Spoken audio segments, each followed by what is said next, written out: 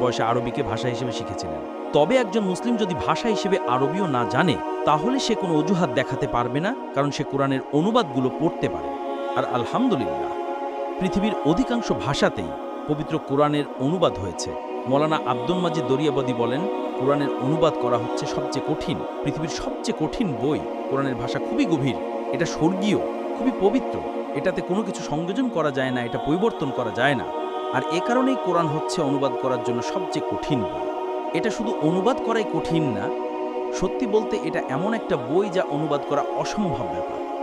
তারপরেও আলহামদুলিল্লাহ, অনেক বিশেষজ্ঞ আছেন যারা বছরের পর বছর সময় ব্যয় করেছেন, যারা 1 দশকেরও বেশি সময় ধরে গবেষণা করেছেন এবং পবিত্র কোরআনের অনুবাদ করেছেন পৃথিবীর অধিকাংশ ভাষায়। আমি একমত যে অনুবাদিকের অনুবাদটা শতভাগ সঠিক নয়, কারণ অনুবাদটা হচ্ছে মানুষের হাতের করা কাজ, আর আরবি কোরআনটা সর্বশক্তিমান আল্লাহর স্রষ্টার বাণী। তা সত্ত্বেও এই অনুবাদ অন্তত কোরআনের